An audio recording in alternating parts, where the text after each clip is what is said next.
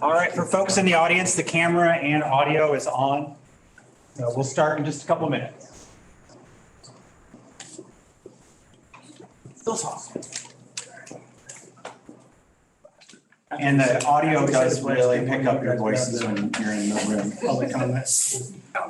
Oh, you. I was gonna give opportunity for everybody to sign in. You'll be fine.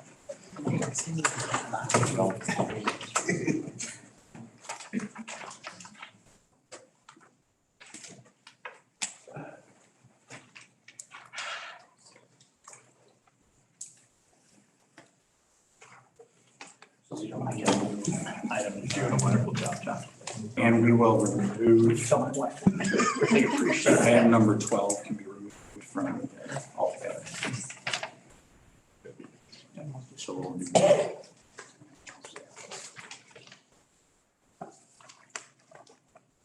And how about Andy, why don't we go ahead and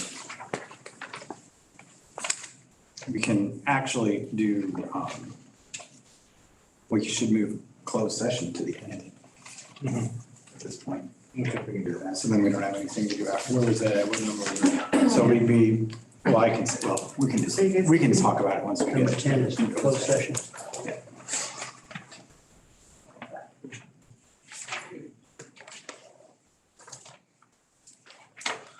Oh, we are live right now. Yep, we are live. Yep.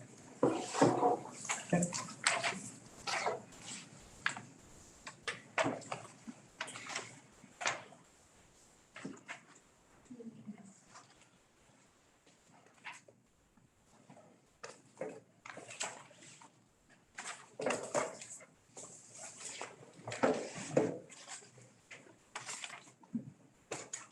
Not be quite 6. It's not quite 6. Okay, it's now 6 o'clock. If I could have everybody please stand, face the flag. I pledge allegiance to the flag of the United States of America and to the republic for which it stands, one nation, under God, indivisible, with liberty and justice for all. All right, I'd like to welcome everybody tonight. Could we have a roll call, please, Ms. Hannah?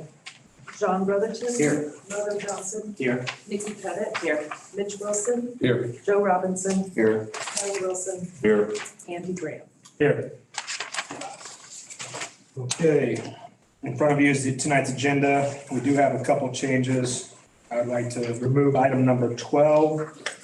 And then we would like to move closed session to after number 13, Scott, or before? I would put 10 and 11 after board superintendent comments. Okay, And that means for the public that we will not be taking any action after closed session. so with those recommendations, can I have a motion to approve tonight's agenda with those recommended changes? Okay, who's better with the motion? Can we have a second? I'll second. Mr. Tyler was on second. Go ahead and with the roll call vote. Hannah, when ready. John Brotherton. Aye. Mona Johnson. Aye. Nikki Pettit. Aye. Mitch Wilson. Aye. Joe Robinson. Aye. Tyler Wilson. Aye. Andy Graham. Okay. Public comments. Stand and do it if I were you. Miranda, welcome. You Hi. can stand or you can have a seat, whichever one's easiest for you. So I also have a fact sheet and my speech printed out if you guys would like. Okay, you can give it to us now or after, whichever's easiest. Okay. Yeah, how many copies did you bring here? So 4 of the speech and then 3 of the fact sheet. Okay, And we can make sure we make copies for all Yep. board members for after. I want one right now. You guys want to share a table here?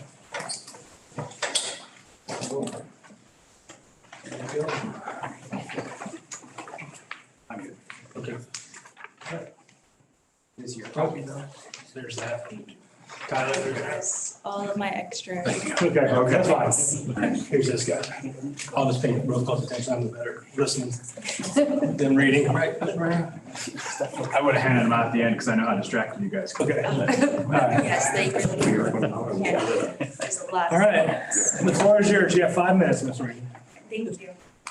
As said, hello, I am Miranda Lusa, a sophomore at RTHS. Thank you guys for giving me the time to talk to you. What I hope to share is how to be in tune with your emotions through the ups and downs and communicate anything without fear. The reason I'm here today is because in the land of opportunity, we have suicides. As well, for people my age and people younger, there's a common and casual phrase of the words kill myself. As well, schools and parents are supposed to possess and teach ones how to be safely independent and at peace both mentally and physically. Due to the generational taboo, I don't think the teaching is being done too well. I believe it's time we uncovered the depths of mental health before the child graduates 8th grade. This is a world curriculum problem because we know knowledge on cause and effect of personality. Let's inspire confidence through caring for thyself. In the 0 to 100 years, we will spend 85% of it in our own head. To be safe in one's mind, one must study their qualities and the causes of those qualities, goals, and values, as well as the effects of living in America. It can be done in group discussions or journaling. Self-love comes from working to be the person you want to be every single day. If you understand yourself, you'll look at your mental health in every single action you do. Something others and I like to do is affirmations, such as, I'm calm, I'm pure bliss of power, I am love. If we engrave this throughout K through 12, we set the expectation that one should be thinking this of oneself near every day. This also indulges in putting oneself on a throne when one does good. Self-reflecting isn't hard, but it has to be constant because our minds and emotions are feeling and thinking just as much as our hearts beat. Every single experience shapes a person and changes their uniqueness in one or more ways. Moving on, learning is done best when one is intrigued because these people, or students, are learning the process of life as complex humans with a whole world of knowledge. That's a lot of subjects. I feel students should be engaged in self-researching of facts and thoughts with no formatting, continuously on a set time frame. I could only hope learning on a personal interest can inspire confidence and love for personal growth in thoughts. Moreover, self-researching can possibly change the outlook on friends, because not only should we look for who we have the most fun with, but who grows one's minds and broadens one's perspective. Going on, what about things wrong in today's society? I feel history could be a more proactive class because our laws are inclusive, but the people and systems still are not. A few examples talked about could be the school curriculum, medical care expenses, and how certain organizations treat nature or others in that nature. This class could inspire hopes for our world. Personal thoughts, peculiar thoughts, feelings, and stressors could come up, which is perfect for opening conversations. Only bits and pieces of their ignorance will be taken away, but at the same time filling them with power, a voice, respectful debates, and collaboration skills. True proactivity, self-reflecting, and self-researching will all overflow. As well, this can possibly change harmful encounters into disrespectful ones. The difference is that harmful damages one's personal view.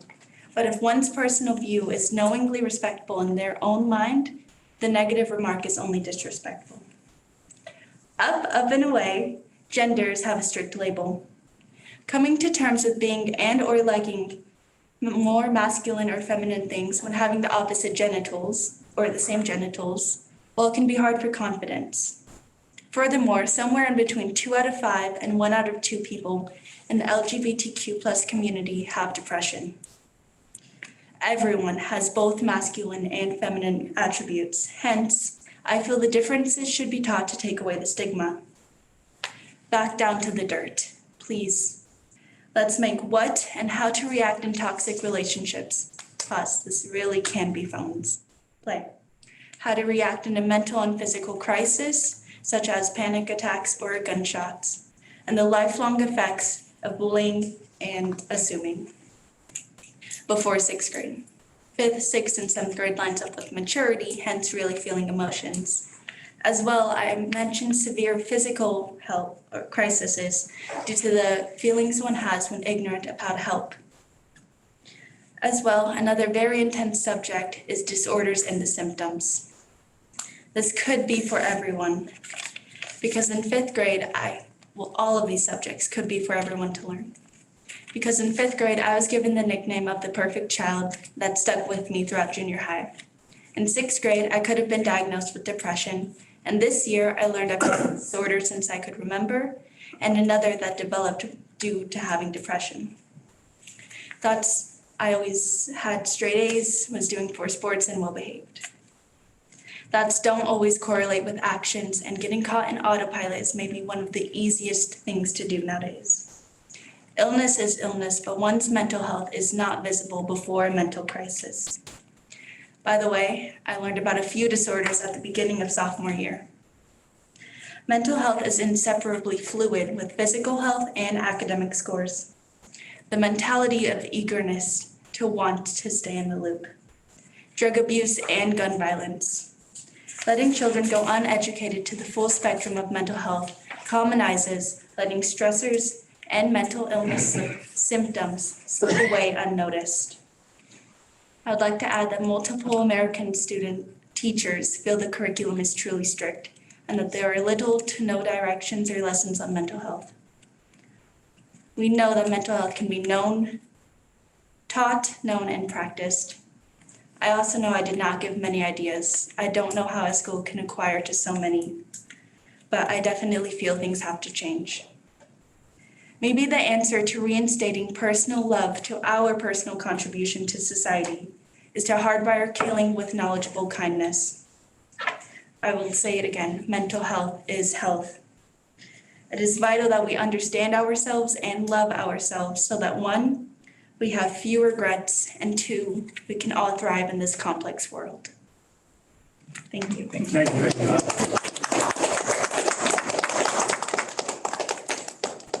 Thank you, Miranda.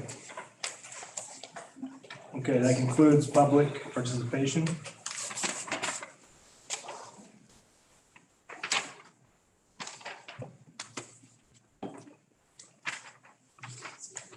Consent agenda items. Does anybody want to read the motion tonight? Okay, I'll make the motion.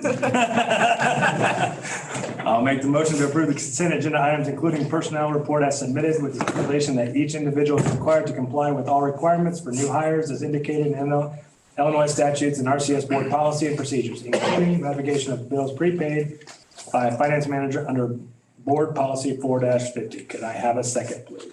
I second. Okay, we have a first and a second. Mr. Robinson. Okay, thank you.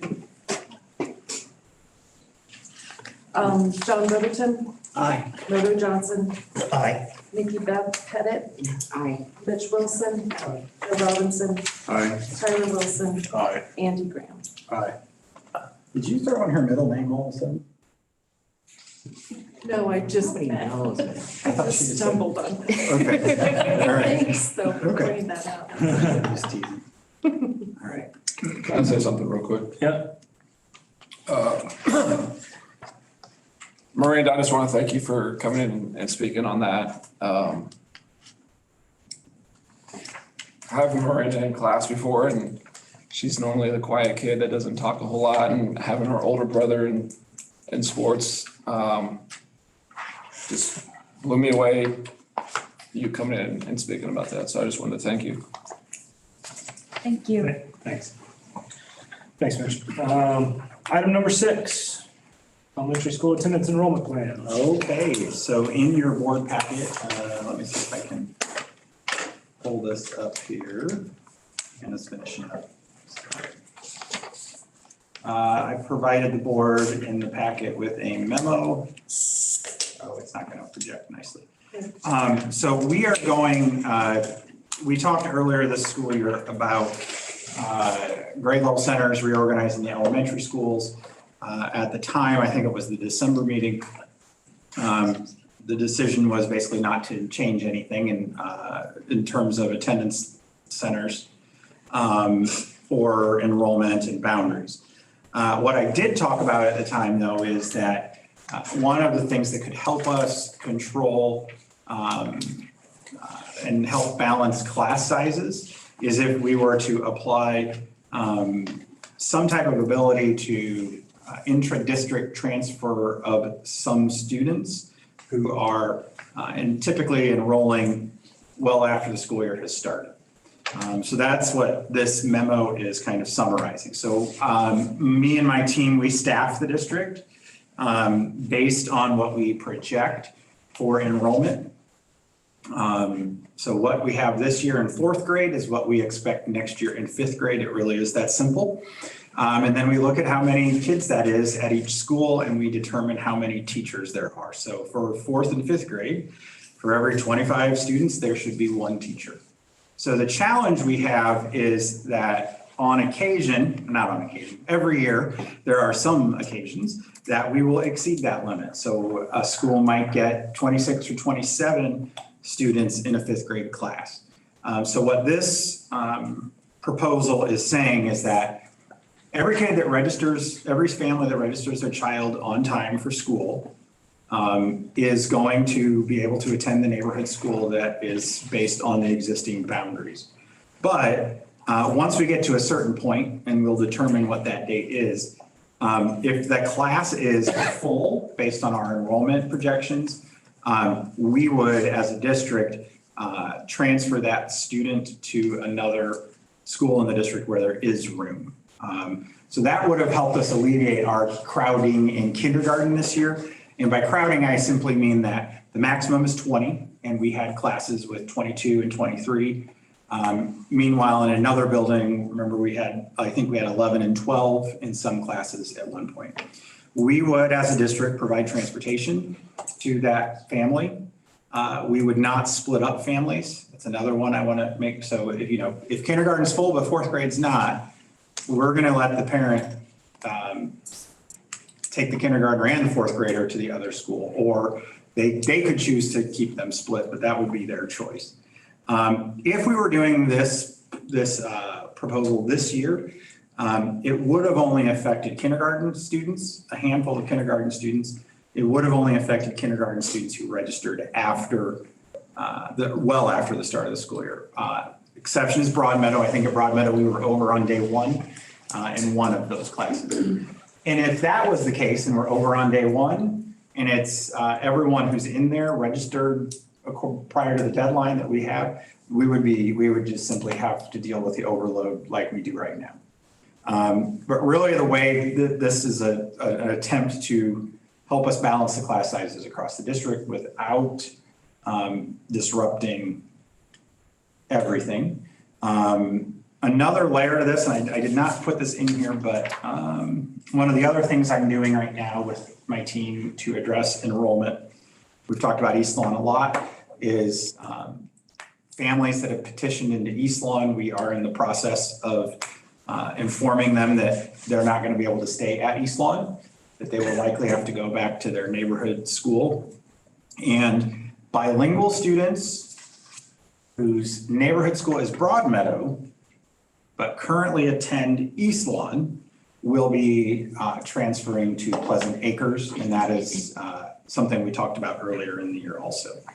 So it's not going to result in a dramatic reduction in class or in overall enrollment at East Lawn, but I think it's an important first step. It looks like it'll bring East Lawn's enrollment down by at least 30 to 35 students for next year, which is 10% of their population. So again, I think this would end up applying to a pretty small number of kids.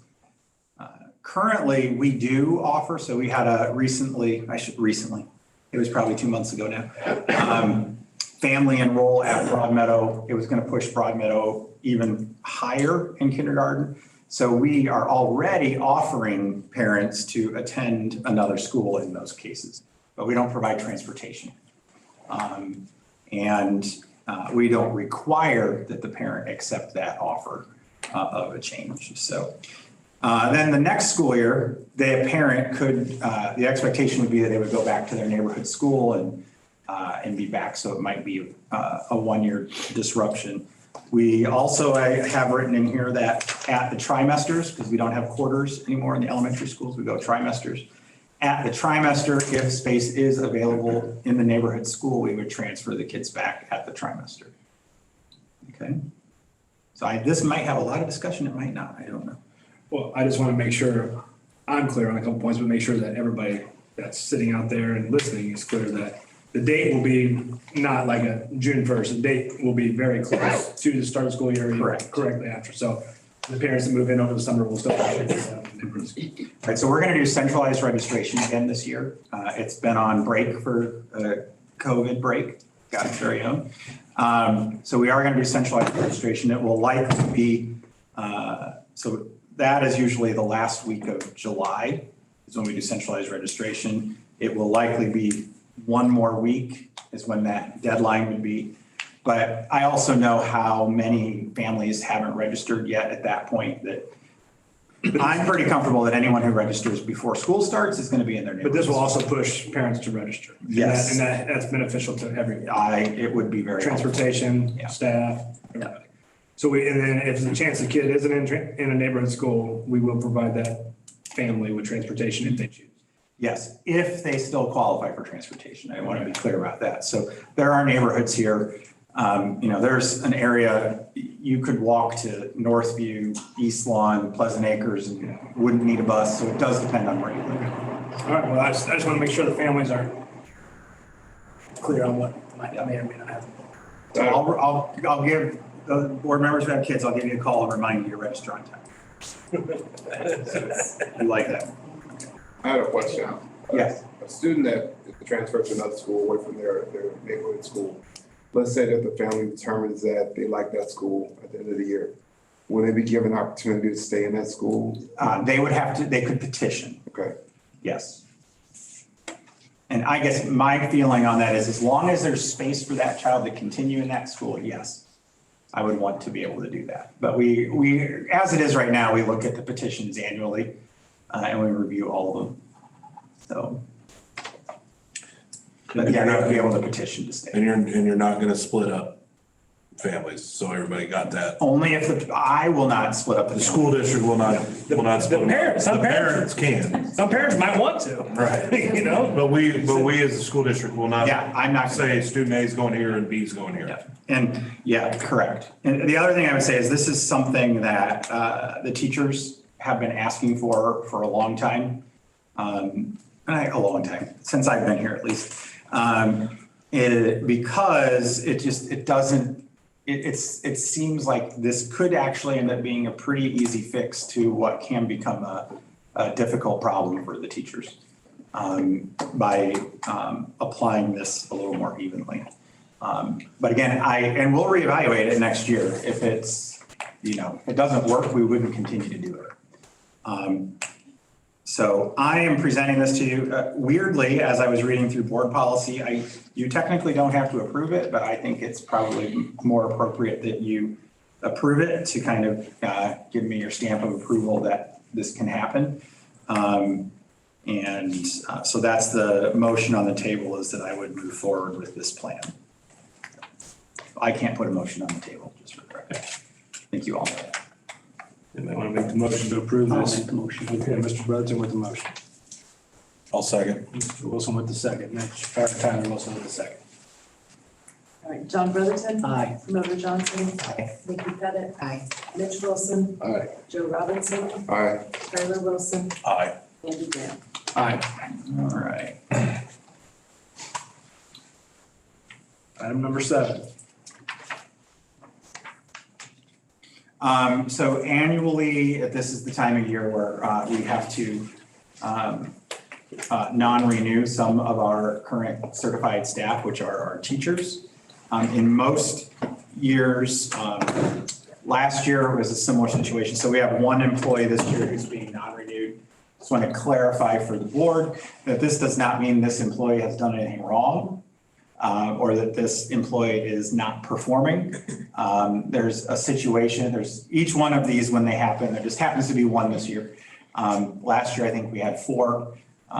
Usually it has to do with some certification issues not related to performance of the employee. So we do not have to read the full resolution. The motion is sufficient. And then what happens is the employee is notified tomorrow. The employee is already aware of it. Okay, so in future years, so last year I said there were 4. I had conversations with all 4 of those because I was the bilingual director at the time and they were all bilingual teachers. and kind of explaining the process. And this employee in particular is likely to continue working with us next year. There's just some things that need to get sorted out before we can do that. Okay. So I think anyone could make the motion. Do you have any questions on that? Okay. I make the motion. I second I can read it. The motion to adopt resolution authorizing non-reemployment of full-time, non-tenured teachers not in last year probationary service. Okay. All right, John Brotherton. Aye. Lodo Johnson. Aye. Nikki Pettit. Aye. Mitch Wilson. Aye. Joe Robinson. Aye. Tyler Wilson. Aye. Andy Graham. Aye. Item number 8. All right, so I'm requesting the board approve adding a new certified position. This position would be paid for out of our special education grant, which is the IDEA grant that Allison Didier oversees.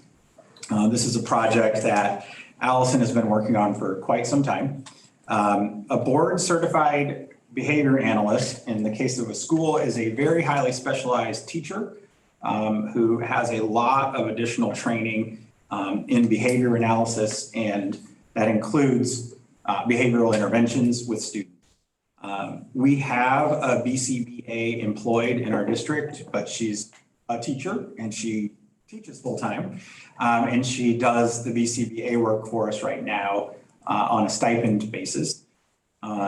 She has been training not all of, there's a group of teaching assistants that she has been training. Those teaching assistants have gone through pretty extensive coursework. And the BCBA, part of the role of that BCBA is to supervise the TAs and make sure they can maintain their certification. So this is part of a bigger objective of addressing some of our more severe behaviors among students. It's not a magic bullet, nothing is. If there was, we'd all be doing it. But this will, as a full-time position, this will allow the person to work in all of our schools. I think it'll be primarily in the elementary schools, going in and doing observations and almost as a consultant for the classroom teachers. She would also be assisting with evaluations of students. So when I say evaluation, I'm talking about special education services for evaluations of students with IEPs, which are individualized education plans. So we're really fortunate that we are very confident we can fill this position at this time because we do have an employee in district who does have the qualifications. So the request for the new position is it's going to be a new job description, which is what you're approving. New job description. I'll be working with the association on where that position falls within the salary structure, but that has to be decided still. I think it's a great thing. It's a great opportunity for our district. It's becoming more and more common that larger school districts are adding these types of positions. And we're very fortunate we have someone with the qualification. I'll make the motion. I second. Okay, we have a motion and we have a second. Any other further discussion? Okay. Ms. Hannah? John Brotherton. Aye. Lodo Johnson. Aye. Nikki Pettit. Aye. Mitch Wilson. Aye. Joe Robinson. Aye. Tyler Wilson. Aye. Andy Graham. Aye. All right. Item number 9. This is JW Ader Site Improvements. You're being asked to approve the bid.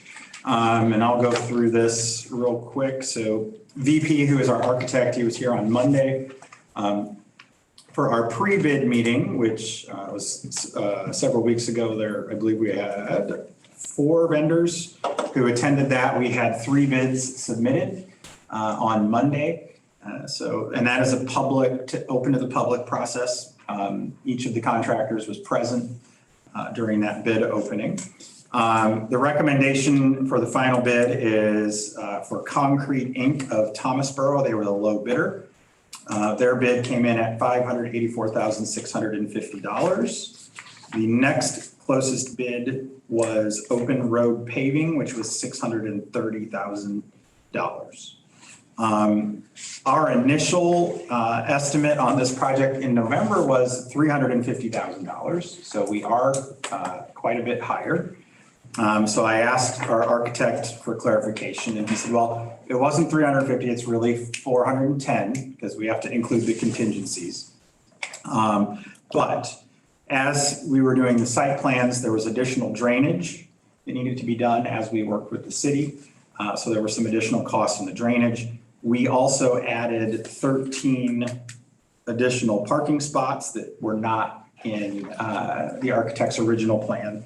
So it'll be 54 spots altogether, not 41. And what he said the real reason though is my interpretation of our talk was the cost for everything has increased, exclamation point. Asphalt mix costs are up and trucking costs are up. So that is the main reason. And there's also a lot of oil in asphalt and that's probably part of it, so. So this is gonna be an asphalt lot or concrete lot? Better check. Because Tyler pours concrete. He doesn't- Yes, it's combined. Okay, It's gonna be some concrete, some asphalt. okay.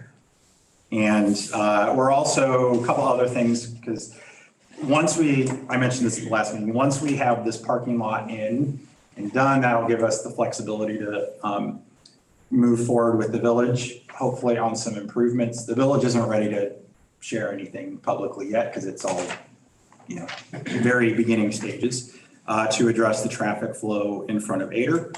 We are also working with the Park District on making sure that our 1-year lease with them doesn't expire as soon as we put the parking lot in.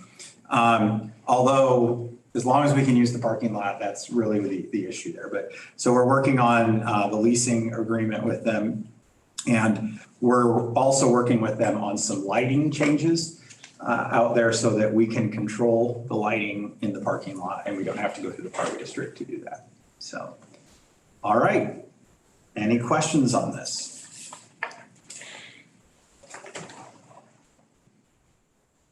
And this is still majority grant funded, right? I would not say directly grant funded. Right. Grant funds have freed up the facilities money in order Right. for us to do this, yes. Okay. Okay. We good question. We originally thought we would be able to use some grant money from the state maintenance grant, but we were not allowed to use it for this. And instead, we're using that state maintenance grant on doors, our ongoing door replacement starting at East Lynn. Either way, I think it's a much needed project. And I think eventually getting Wabash freed up for pickup, I think it's gonna be great for our kids and our parents. There is issues with the lease. No, I mean, technically, the answer is technically, it's a 1-year lease, right? They're not gonna want the ground back. I mean. Right, so we just we're working with them just to get clarification on, but what happens if they take the parking lot back after? We're still gonna park in it, in my opinion. But, I don't have any indication, I don't think the Park District wants it, so they cannot legally sell us the land Right. because it's parkland. Yes. Right.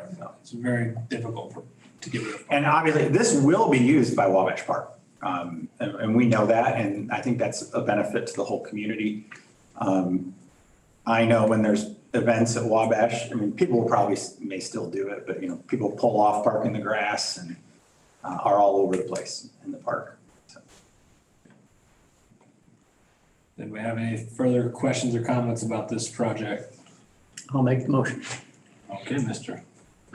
Robinson with the motion. Can we have a second? I second it. Mr. Robinson with the second. Still talk about it. I'm just kidding. Yeah. No other discussion. Let's have a roll call. John Brotherton. Aye. Hoder Johnson. Aye. Nikki Pettit. Mitch Wilson. Aye. Joe Robinson. Aye. Tyler Wilson. Aye. Andy Graham. All right, now we're gonna jump to information items. Yep. Number 13. We're gonna do And close. you're all gonna cut me off, board members, if I talk too much, because I know I can get. Great news that we have won a community partnership grant. We tentatively think it is about $500,000 over 2 years. We've partnered with some agencies as well as Thomasboro School District is included with us. RTHS also won the grant. They're waiting to find out how much they have, and RTHS and RCS wrote it collaboratively. And under the RTHS grant is the districts of Ludlow and Gifford. So it really is kind of a northern Champaign County community partnership grant. So more great opportunities for us. In your packet is, I think, an excellent list of all of our family engagement activities that we've had this year. It's not all of them, but most of them. You'll have to look into your packet for it, but we had a target this year of each school having at least 4 events in the buildings that would bring families in and in some way elicit feedback from the families.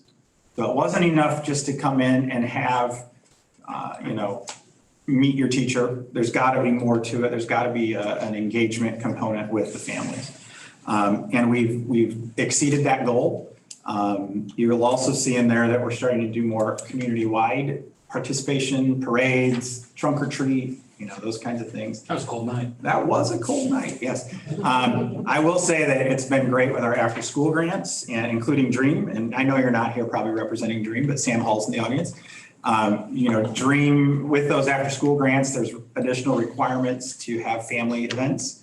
Our pre-K program also does a lot with families. So the opportunities really are increasing for our families to come into our schools. And the expectation on the principals is there's more to it than just bringing families in. We've got to be asking them what they want and what they want to see when they come in. So the list just kept growing. I was shocked. This grant's gonna be used for No, they're not related. Wait, the grant, what? Go back, sorry. the grant is gonna be used for these items that you have listed here? Yes, that was from the initial grant proposal. Okay. Yeah. Sorry, I thought you were asking me about the engagement activities. No. Up next is summer programming. We have a lot going on this summer. So every kid in Rantoul ultimately, I believe, has somewhere to go. And we will have a program at Northview that will include East Lawn and Pleasant Acres students. Program at Broadmeadow, sponsored by and hosted by Dream. Don Moyer Boys and Girls Club is doing a K-8 program that will be hosted at Ader. And JW Ader has good old fashioned, you didn't pass enough classes, summer school. They will be doing that too. So a lot in our schools, and most of those summer programs for elementary kids are no charge also. We did have a couple FOIA requests. I included a revised organizational chart. Just as a reminder, board, we did approve the hiring of a new director of business and finance, and that's Christine Johnson, and she's going to start on Monday. That's it for information items. Are there any questions on the information items? That's the quickest I've ever done. I'd just like to make a comment if I could. Good. Thank you for sharing that. I was not aware of all that we are doing. I apologize for that. I should have known that. Well, that's why we wanted to put it all together, because I think that's so important. it's important. Yeah. That we get involvement, at least put forth the effort. So thank you. Okay. We don't need to resume public comments, so Board and superintendent. board and superintendent comments. Does anybody have anything before we go into closed session?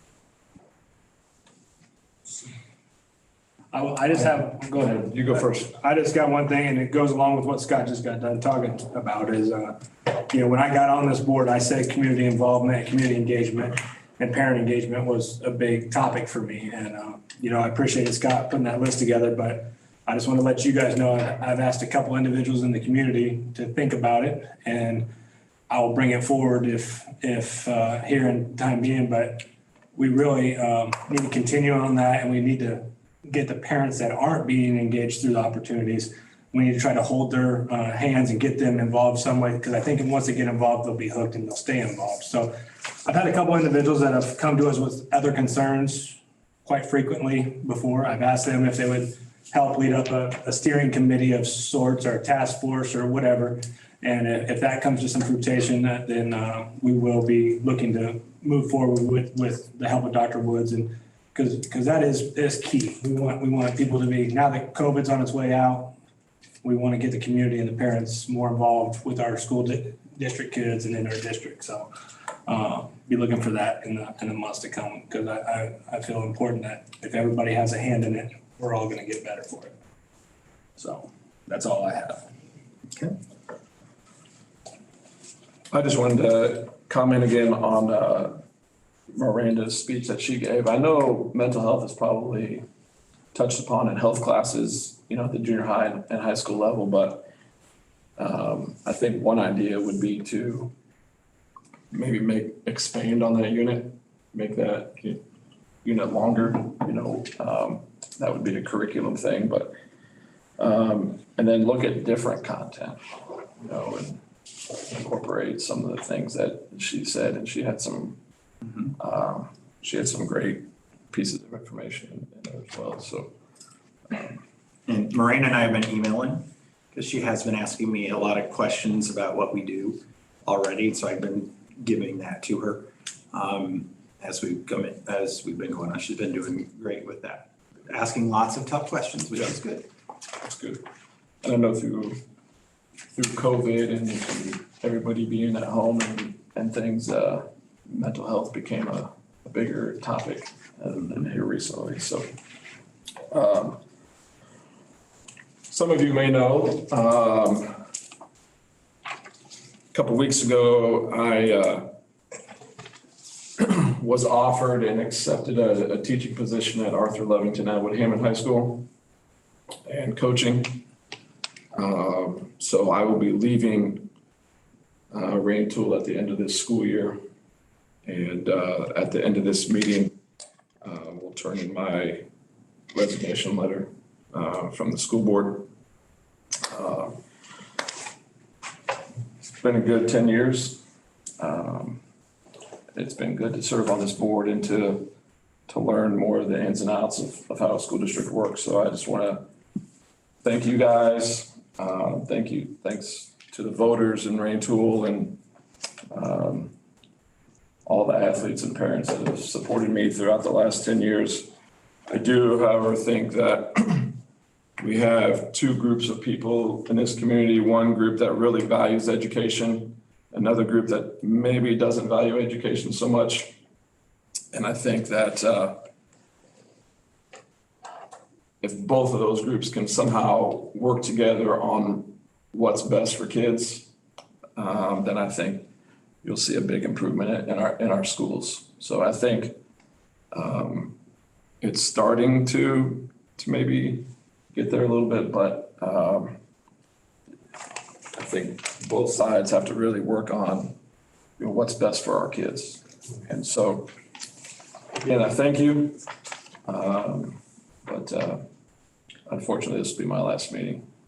So Thank you, Mitch. Mitch, and I'll tell you, thank you for taking that lead, because not everybody, it's easy to sit out in the audience. It's easy to get on Facebook and critique, but it's difficult to put your name out there. And I thank you for doing that.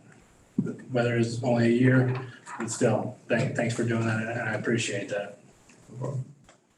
Are you getting a horse and buggy? I'm not getting a horse and buggy, but they do have a football player that just committed to Illinois. He's signed for Illinois, so. Okay. Well, thanks, Mitch. Thank you. And I will, for open session purposes, I will make sure I share with the board the information on filling a vacancy on the board. I know our three veterans on the board here know the process, but there is a process that we go through as a board, that you go through as a board in selecting a person to fill the seat. And that's also in our board policy.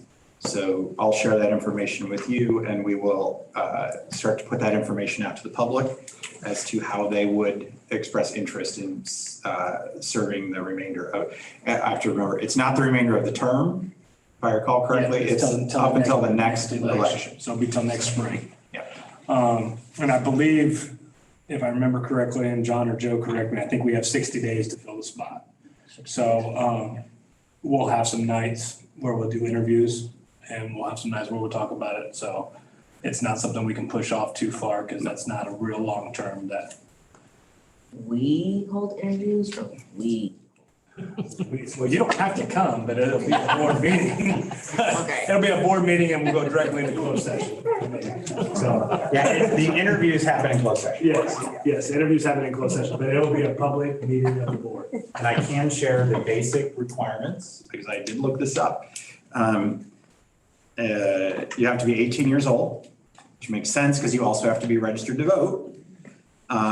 And you have to have lived in Rantoul for at least 1 year. You have to currently live in Rantoul City Schools. This did come up with the last opening we had. It has to be in the city school district.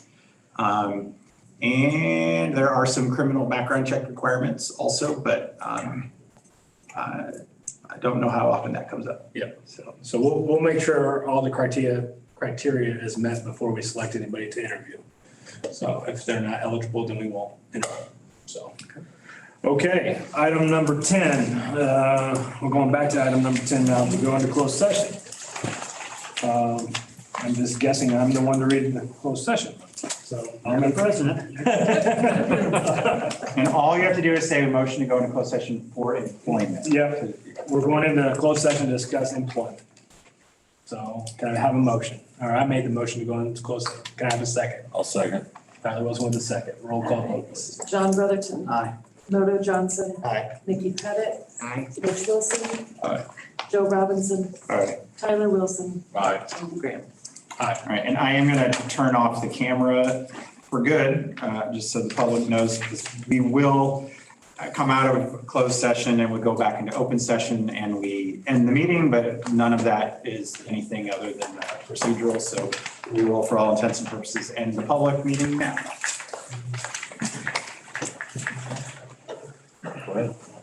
Hey, everybody, we can- Yeah, we can stay in here, guys, if everybody leaves.